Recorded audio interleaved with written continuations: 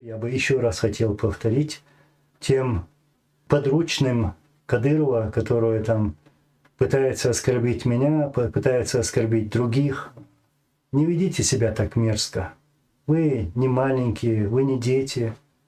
Я посмотрел последнее видео, кусками так посмотрел, и просто отвращение вызвало. Я про видео Хамбиева. Молил ли Хомаш Хаздац. У вас есть семьи, вы должны заходить домой, стать перед их глазами. Вот как вы можете после всего этого?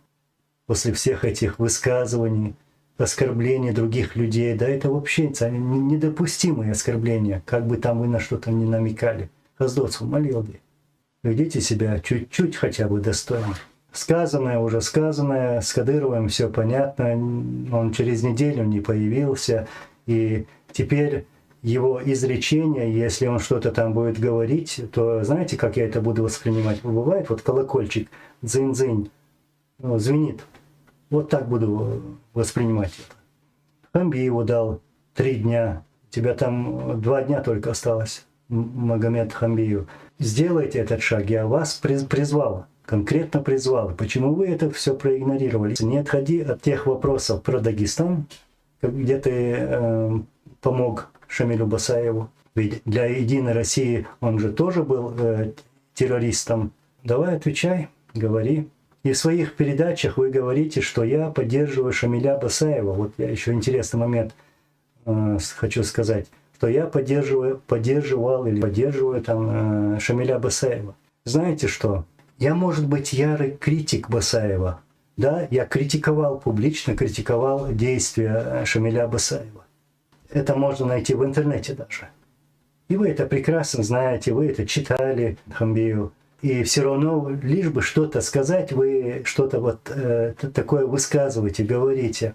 Да, я критиковал Басаева, потому что где-то считал, что имею право.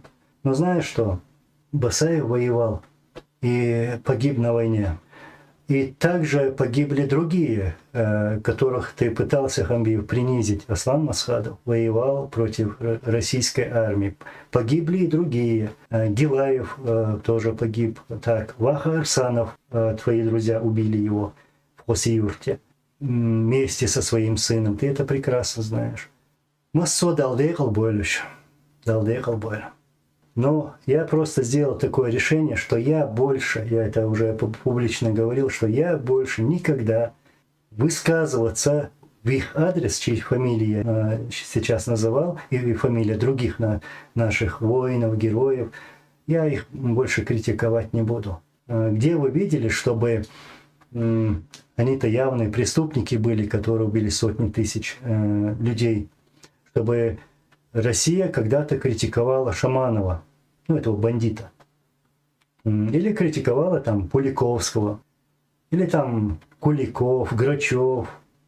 Вы когда-нибудь видели, чтобы они критиковали их за войну, за убийство чеченского народа? Они говорят, что я якобы защищаю врагов Аслана Масхадова. Они любят это говорить. Они были рядом с ним во время войны. Они не сбежали, как сбежал трус Хамбиев. И еще раз повторюсь, напоминание, Мухаммад, именно тебе. И, может быть, мне уже надоело с вами цацкаться, и больше я не хочу никаких реакций на вас делать. Вот, просто напомню. Вы говорили, что у вас есть запись моего отца, где он меня ругает, он якобы требовал от меня приехать домой, там, очень сильно ругал меня.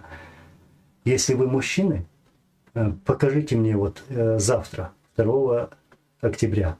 Мой отец никогда так со мной грубо не разговаривал.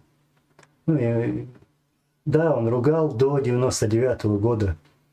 А когда война началась, у меня была с ним связь до конца, от начала и до конца. У меня очень хорошая связь была. И твой брат Умар, он знал это, и я уверен, он тебе рассказывал это.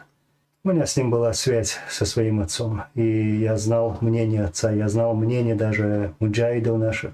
И чтоб ты там не говорил, что я там уехал, или чтоб вы, чудики, не говорили, что я не был рядом со своим отцом, я делал все, что говорил, указывал, приказывал мне мой президент. Если он сказал, сделай это, я поехал туда и сделал это. И твой брат это знал. И ты это тоже прекрасно знаешь. Поэтому я пошел до конца. А ты струсил и сбежал. Встал рядом с убийцами чеченского народа. Таких людей везде, все люди, независимо от национальности или религии, все считают, такими людьми считают предателями. Вот. Я все сказал насчет тебя.